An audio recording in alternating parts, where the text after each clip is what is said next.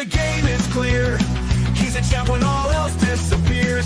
Rally the team with a wink and a cheer. He's the leader that everyone fears. Quickly, it's a real heater. Once my friend, he's a locker room leader. In the chaos, he's the center, turning us into believers.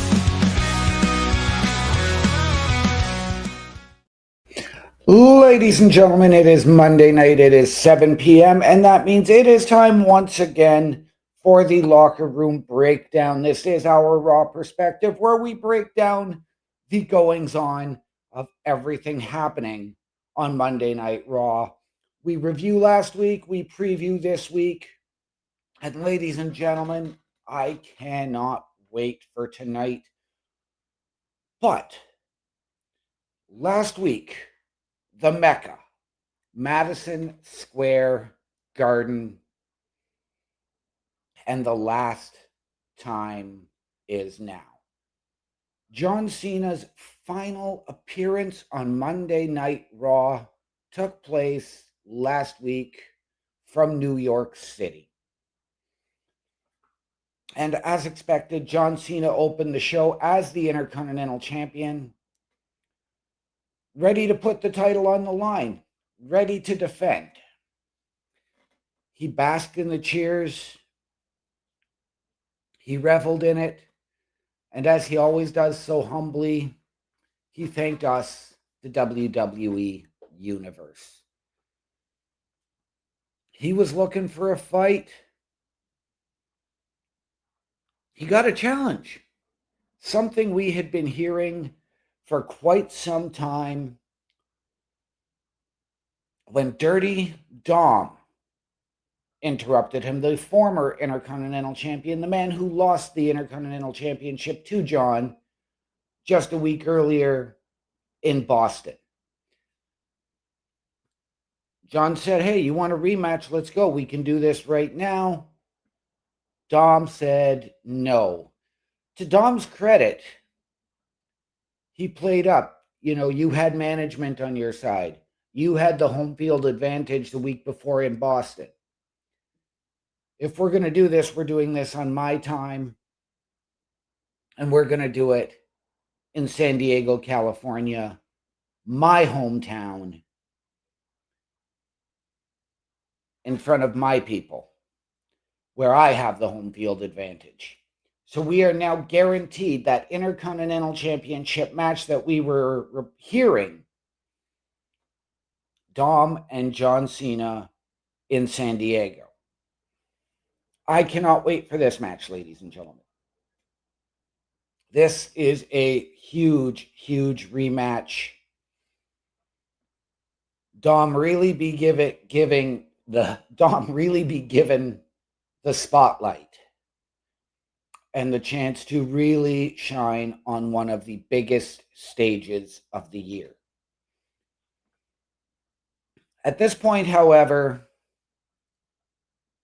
they were interrupted again as the Judgment Day, JD McDonough and Finn Balor, made their way to the ring because John was looking for a fight. Good evening, Mr. Best. Thank you for stopping in. Always a pleasure to have you here. And we are just going over last week and just how we opened the show. And it looked like it was going to be a 3-on-1 beatdown of John Cena, when all of a sudden Sheamus's music hit, which was really, really intriguing. And I was a big proponent of Sheamus winning the Last Time Is Now tournament for the opportunity to win the Intercontinental Championship in John Cena's final match. Not a popular decision among a lot of people, but c'est la vie. Right after Sheamus got to the ring, Rey Mysterio's music hit. Rey came out and John said, get me a ref, we're going to do this 6-man style. So we opened the show with that promo into a 6-man tag. John Cena, Sheamus, and Rey versus the Judgment Day. To call this a case of the old guard versus the new guard is somewhat apropos here because Finn hasn't been around the WWE as long as any of those three legends. At the same time, he has been around enough. JD has been around for about 5 years. Dom, the same. This was a fantastic match. It was not certainly the match of the night by any stretch, but a good, solid match to open the show. Everybody got everything in. We saw 619, we saw a Brogue Kick, we saw an AA, we saw the Frog Splash, we saw the coup de grace, we saw the moonsault.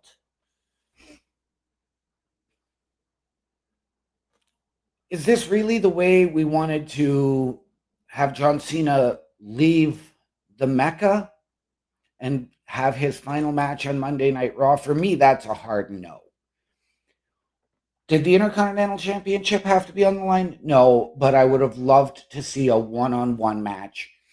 I would have loved to see John Cena step up and say, hey, Sheamus, come on down, get your opportunity.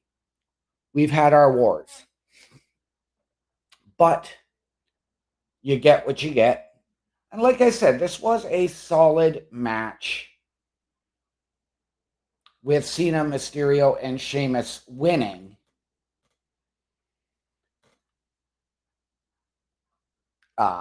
This did turn into the old school cluster bomb in terms of a multi-man match, though, as far as I am concerned. Just really, for me, not what John Cena needed to do on his final Raw.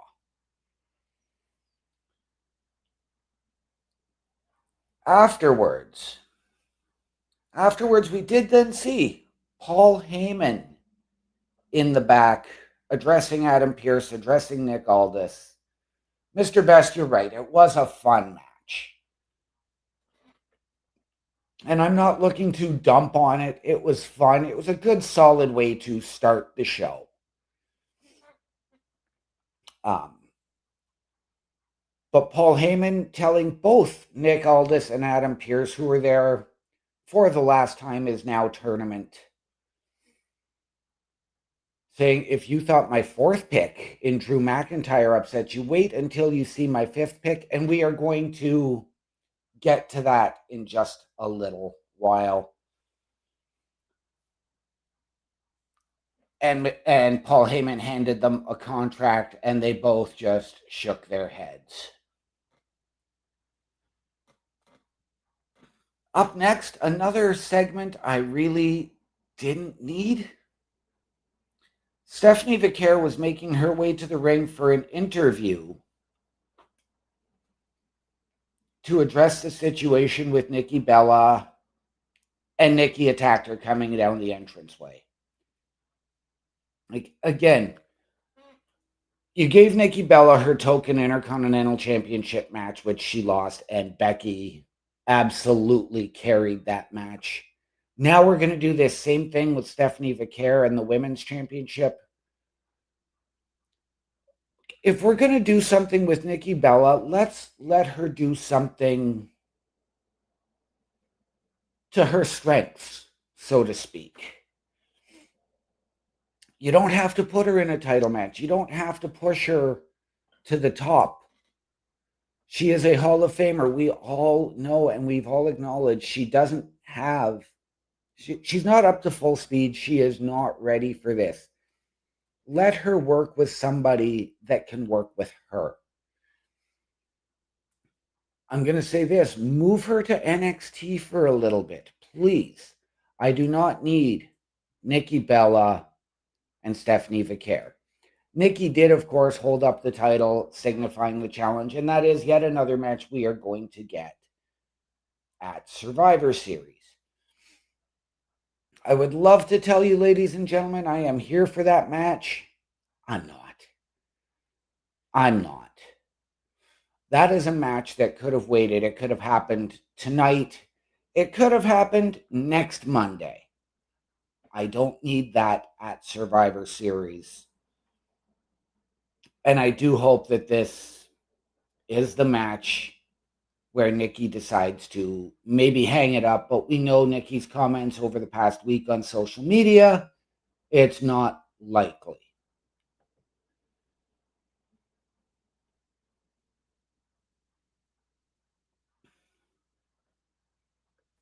The last time is now tournament. Solo Sikoa in his first round match against a mystery opponent. Who could it be?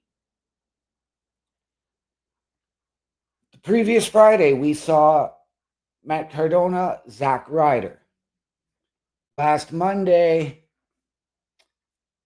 we heard I'm here to show the world, and Dolph Ziggler, Nick Nemeth, ladies and gentlemen, made his return to face Solo Sikoa.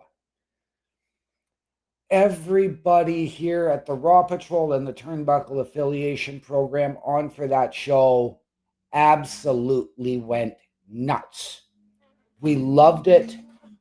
Would I have liked to see somebody like a Dolph Ziggler move on? Absolutely, I would. Solo's had his run with John Cena. Solo's had his run with Cody Rhodes. Let Solo focus on the MFTs and building them up to be what they are intended to be.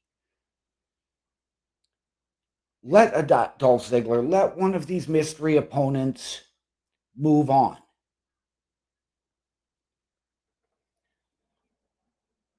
This, however, was a fantastic match. Again, not the match of the night, but a fantastic, solid match.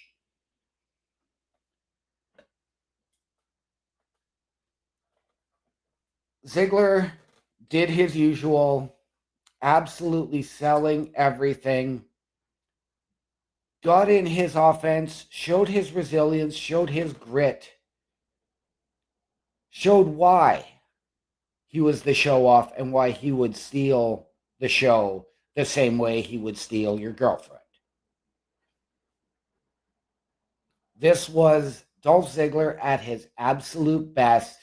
Yes, he came out wearing the Wanted Man jacket, but he had the Dolph Ziggler theme, which, like I said, everybody here popped for. This was great. This was a fun nostalgia run.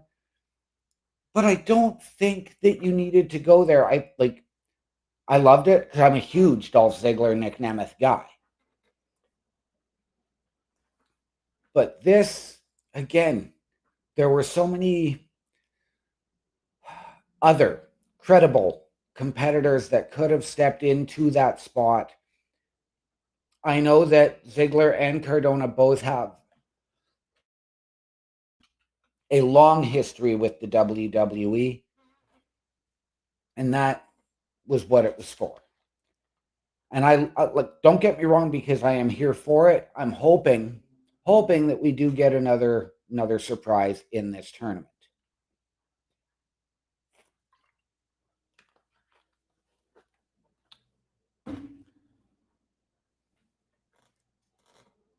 Solo did win with the Samoan Spike, and he did have Tala Tonga at ringside with him.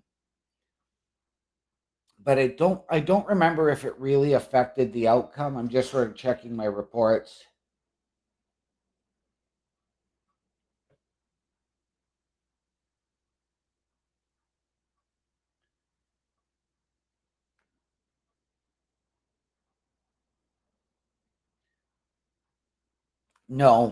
No, there wasn't.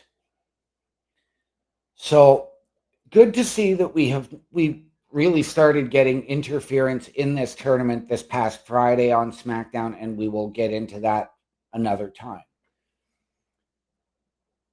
But ladies and gentlemen, next up, after what happened on Friday where Charlotte walked out on Alexa Bliss, Rhea Ripley, and Io Sky, it left us questioning. We were asking, who is a suitable replacement for Charlotte Flair? Well, Alexa Bliss came out and called out Charlotte. Said, "You are my best friend. You've been posting photos all over social media from your time here in New York City. What is it going to take? I am your best friend." However, then she was interrupted by the Kabuki Warriors, Nia Jax and Lash Legend, with Charlotte then coming to make the save with a kendo stick. And again, I'm here for it. Rhea Ripley and Io Sky came out to make the save, and they fought off the Kabuki Warriors, Nia and Lash, in this situation. This was really the most entertaining segment of the show to this point, because you've got that chaos coming with War Games. And ladies and gentlemen, when you get these women who are this fired up, and I mean, we haven't seen Alexa Bliss in a lot of action this year, despite her return at the Royal Rumble. Her matchup in the Elimination Chamber, which I was there for, it's always been a big stip match. The Elimination Chamber, the Royal Rumble, Money in the Bank, War Games. We haven't seen her really on any PLEs this year other than those four. If you want to have some added credibility to Alexa's return, ladies and gentlemen, book her stronger. Give her more TV and in-ring time. We know towards the end of the tag team title run, she was starting to build that TV time. But build her. Put her on TV. Put her on the PLEs. Put her in positions where she wins and loses on her own merit. The fact that she started all of this, she initiated what happened last week in this war. This is what I need and want to see more of from and for Alexa Bliss.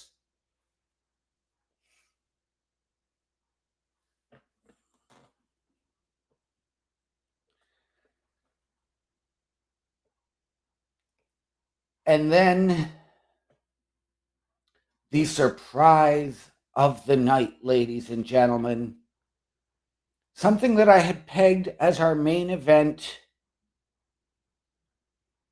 Becky Lynch defending the Women's Intercontinental Championship against Maxine Dupri. I said last week and the week before, you do not need to rush Maxine to the Intercontinental Championship spot. She is truly, in my opinion, the most improved wrestler since Liv Morgan. But did you really need to go and put her in the third time's the charm type match to win the Intercontinental Championship? I don't think so. I think you could have given her the shot. I don't think she needed to win. I think that is something better served, say 6 months from now, maybe a year. Something where she is ready and not just going to be positioned as a transitional champion to get the belt to somebody else.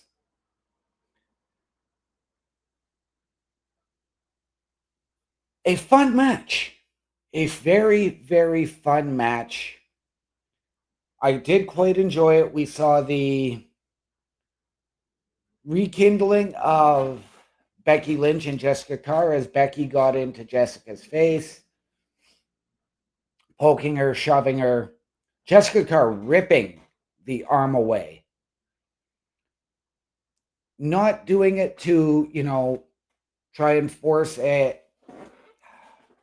unprofessional move on her part. Just ripping the arm away, saying, "Don't touch me."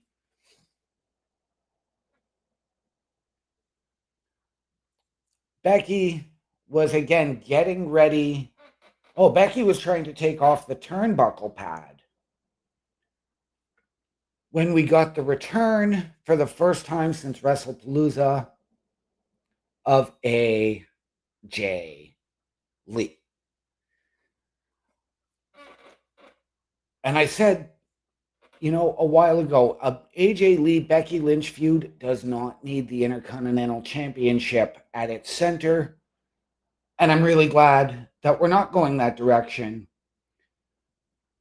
But that distraction caused Becky Lynch to lose via a top rope crossbody to Maxine Dupri? Really? A top rope crossbody. When is the last time we saw that move? Pin somebody prior to last week. I think you could have had Maxine use her long legs and take Becky's head off with a kick, whether it's a super kick, the big boot, a leg drop, something. A top rope cross body. I realized that it was the distraction and Becky was, off guard. But still, Maxine Dupri is your new Women's Intercontinental Championship. Not something I am huge on, but I am intrigued to see where it goes from here, ladies and gentlemen, for Maxine, for that Women's Intercontinental Championship. Does Lyra start to push back towards that title? Do we get some new contenders? Does a Bayley challenge? Does Natalya return and challenge? Ladies and gentlemen, there are a lot of questions surrounding this. There are a multitude of directions we can go. I do hope that it is not just a quick transitional 2 to 3 week run for Maxine Dupri. I hope that if you're going to do this, you're going to at least let her have 2 to 3 successful defenses over a 3-month span. Let her see, give it a true test, although even 3 months really isn't a long enough defined test. Let's see how she picks it up, how she handles that pressure. Does she stay resilient or does she crack under the pressure?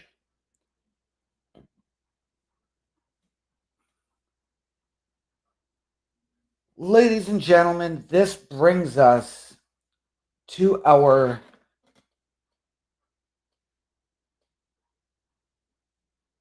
main event match of the night. Another one in the Last Time Is Now tournament. Javon Evans, the young OG from NXT, stepping in to take on a returning Gunther. I thought this was going to be an unaliving. I am happy to say it was not. Now, the result was as expected. Gunther did still have a fairly dominant victory. Mr. Best saying it was Ricky Steamboat's finisher. Well, there you go.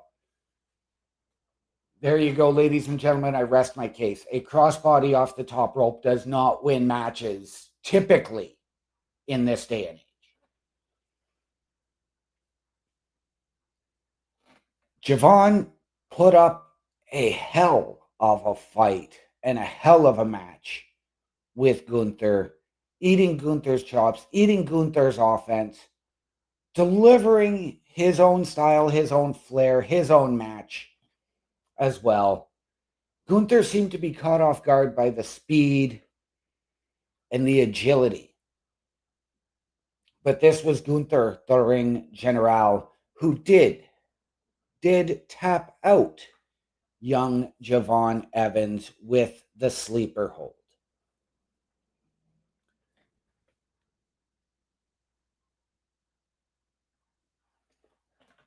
Again, I thought this was going to be the unaliving of Javon Evans. Ladies and gentlemen, I am pleased to say we did not get that.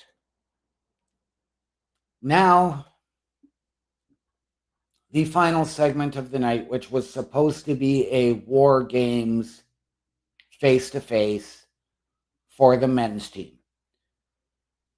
You had the vision of Braun Breaker and Bronson Reed,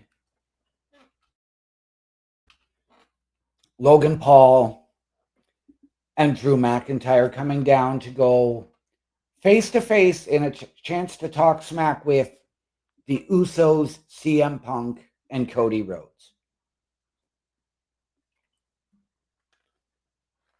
There was no talk, ladies and gentlemen. This was just good, old-fashioned chaos. Everybody just started wailing on each other. CM Punk and Logan Paul eventually centered themselves out in the ring. Logan Paul really was taking it early to Punk. Punk turned around, built the momentum, had everything set, was going, had Paul up for the GTS when Brock Lesnar's music hit.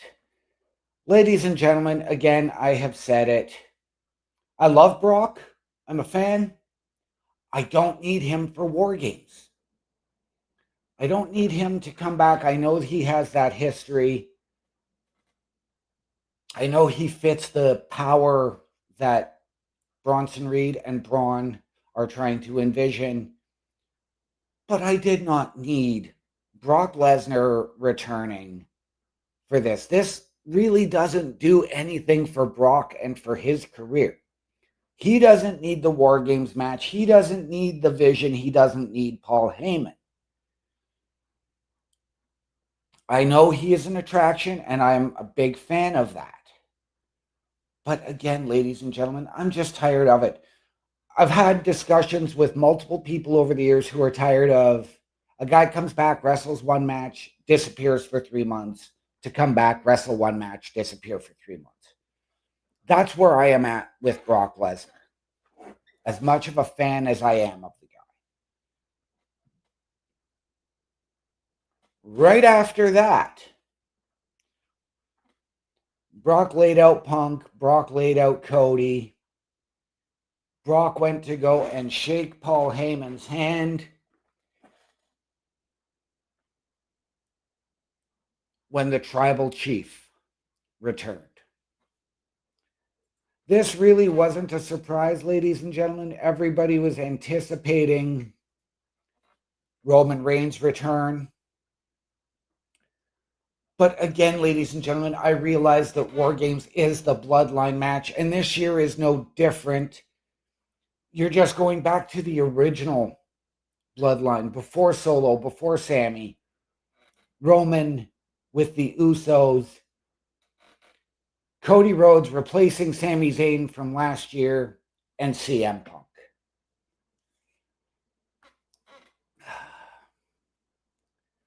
So, I'm going to say this, ladies and gentlemen.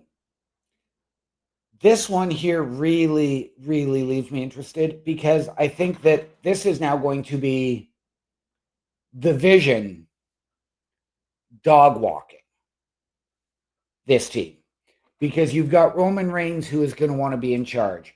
Cody, who has defeated Roman Reigns for the championship, is going to want to be in charge. CM Punk, your world heavyweight champion, the man who teamed with Roman Reigns last year, fought him at WrestleMania, is going to want to be in charge.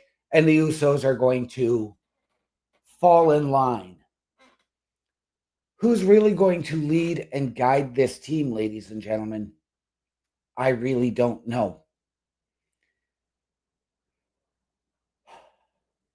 So, ladies and gentlemen, this is War Games. We are a week out. This coming Saturday, and you can join us for the PLE Patrol, just as you can join us for all of the great programming here at the Turnbuckle Affiliation Program. Turnbuckle Studios and the Turnbuckle Affiliation Program bring you the week of streams. Monday nights you get the Locker Room Breakdown at 7 p.m. Eastern, followed by the Raw Patrol at 8 p.m. Eastern. Tuesday brings you the flagship show, Turnbuckle Talk, at 8:05 p.m. Eastern. Wednesday we play games with the PlayStation Showcase at 8 p.m. Eastern.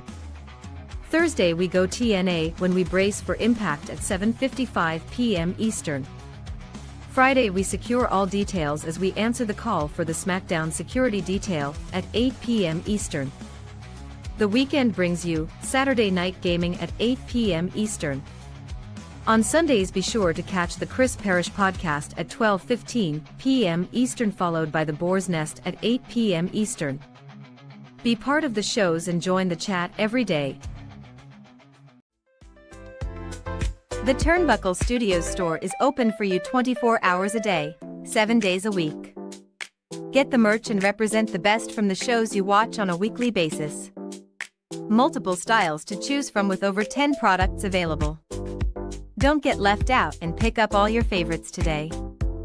Find us at carlcarafel.redbubble.com. A Turnbuckle affiliation program is looking for more people.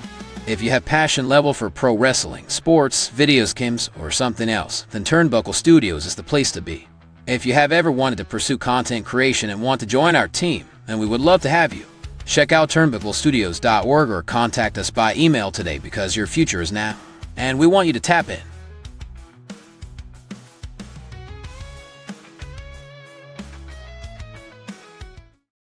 And ladies and gentlemen, if you have ever wanted your break in podcasting, content creation, potential collaboration, or to help us out behind the scenes, turnbucklestudios.org is the place to be. Go to the host section and meet your team. Myself, Bubba Duke, Chris Parrish, Chris Best, and the Godfather, Carl Carafel. Watch our latest weekly episodic shows, get our social media. And as you saw, that's our weekly calendar. That does not include the special events like the PLE Patrol, like what's coming up this coming Saturday, the following weekend with NXT Deadline hosted by Chris Parrish, and then, of course, Saturday night's main event and John Cena's last match.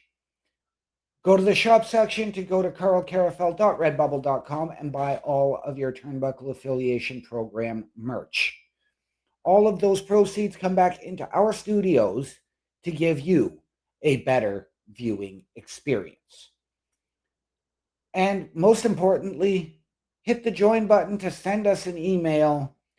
We can sit down as a collective, figure out the best fit. Tell us how you can help us. Tell us how we can help you.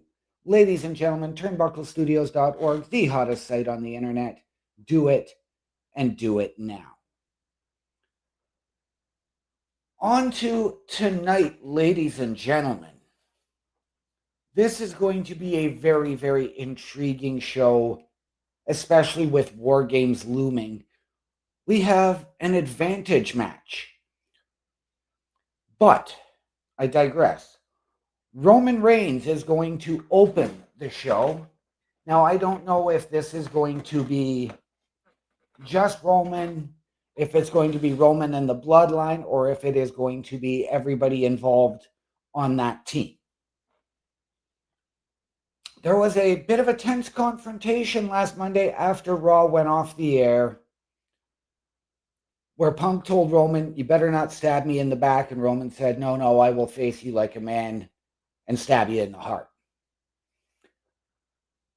Ladies and gentlemen, I am intrigued by this. I want to see where this goes. I'm going to assume that this is going to really lead to gang warfare and set the tone for the night.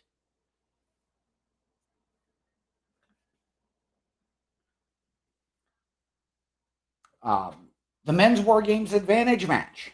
I just mentioned it. We do not know who is going to be participating from each squad.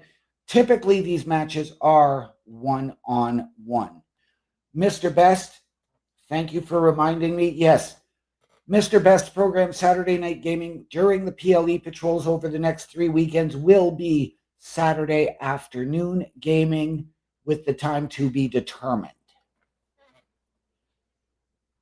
But this is one-on-one match. Typically, you are going to get a ton of shenanigans because of the War Games. I really don't think you're going to get that this time. You're probably going to get 1 or 2 people coming out to create havoc, but it's not going to be overly influential. And what this advantage match means is that the winner of this match, his team, because in War Games, you have to go 3 minutes. Then the next person will leave the cage at the top of the ramp. So you are going to have 2-on-1, 3-on-2, 4-on-3, 5-on-4, all for 3 minutes. And the match doesn't officially begin until everybody is inside the War Games structure.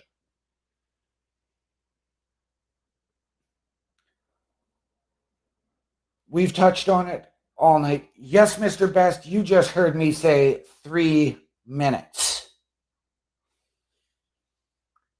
The last time is now tournament. We have 2 quarterfinal matches here tonight, as we will get Gunther versus Carmelo Hayes from SmackDown. Gunther, long rumored to be the odds-on favorite to win this match and this tournament.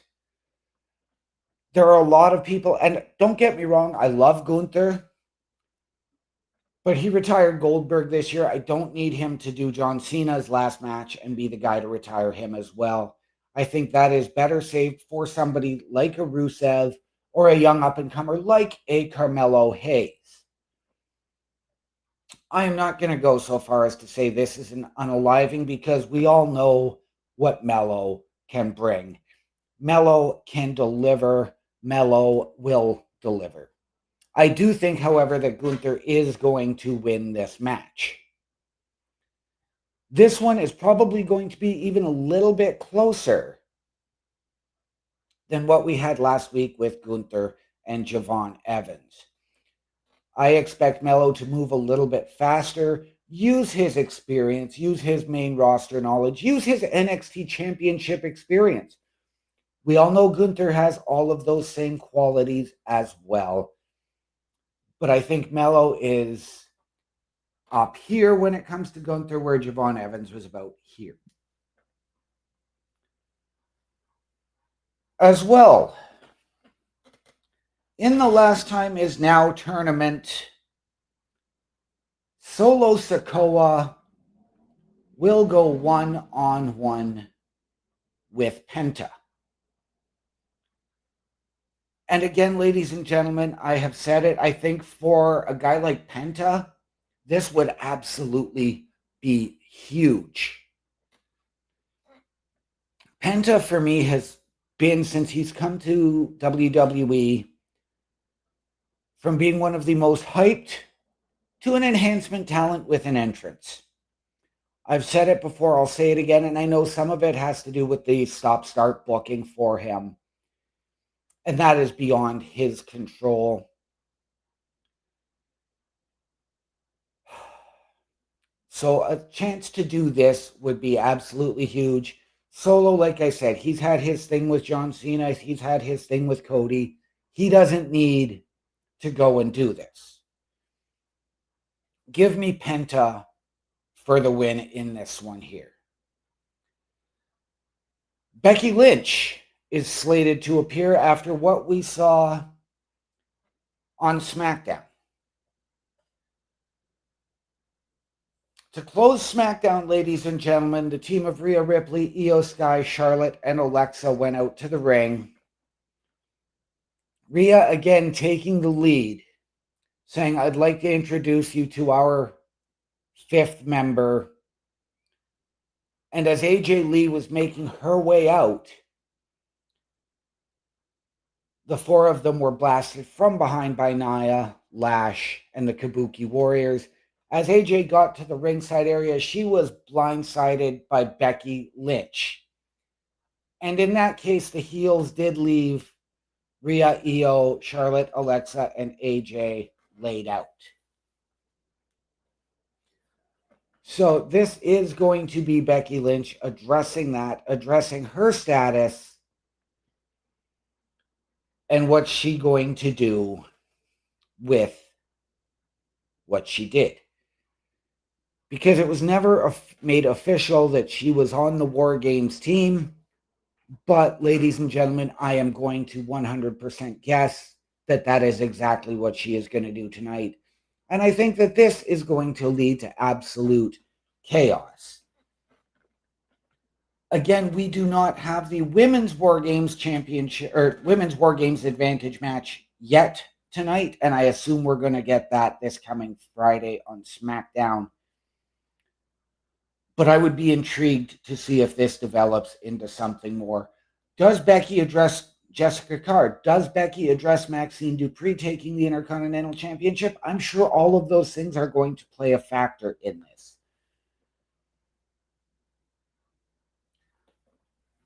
Brock Lesnar and CM Punk are slated to appear.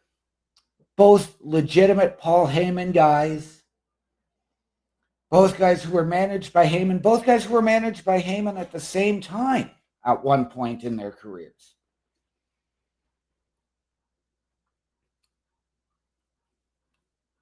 Do we notice a common thread, ladies and gentlemen? Paul Heyman. He is going to be front and center in the middle of this. Ladies and gentlemen, maybe I'm going to jump the gun here. But there, right there, CM Punk and Brock Lesnar should be your advantage match for tonight. Now that War Games advantage match will be your main event, and I'm sure we will find out who that is when we tune into Raw and the Raw Patrol coming up here in about 15 minutes on the Turnbuckle Studios YouTube page. As well, Dominic Mysterio is going to come out and address his upcoming match with John Cena. What's he going to say? Is he going to address Finn Balor and JD? Is he going to thank them for having his back last week and making it a six-man tag? Or is he going to tell them, you know what, guys, San Diego, let me go out there and do it on my own. Let me go out there and beat John on my own. Let me win in my hometown on my own. This is very, very intriguing, ladies and gentlemen. Dominic also heavily involved in AAA. And there was a situation over in AAA this past weekend, which I'm sure we will touch on during the Raw Patrol. Last but not least, ladies and gentlemen, the Women's World Heavyweight Championship. Where do we go with this between Stephanie Vaquer and Nikki Bella? We already know the match is set for this coming Saturday. Oh, my friend the Bulkster. He's coming in. Good evening, my friend. Good to see you. Thank you for stopping in. We appreciate you and all of the hard work you put in behind the scenes for this show. I couldn't do it without you. Always a pleasure to have you here. Again, like I said, this is a match I don't really need at Survivor Series.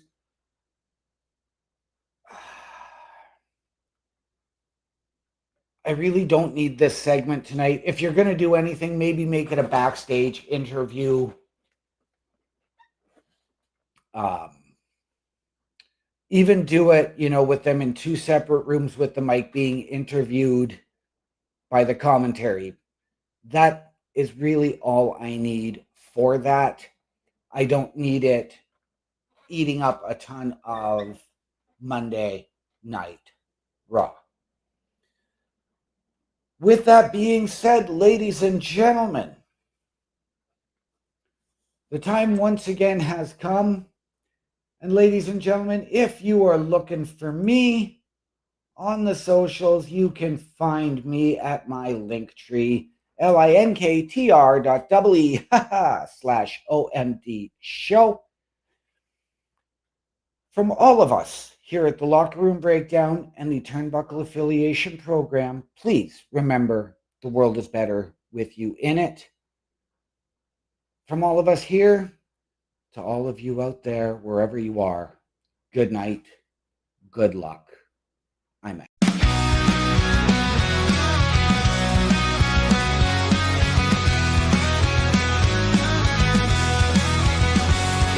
the locker room, a guy you'll find loves bad hockey teams, can't deny. His best friend to shut the hand, so true. Loyal until his friend goes number 2. During the heat of the game, it's clear he's a champ when all else disappears. Rally the team with a wink and a cheer. He's the leader that everyone fears.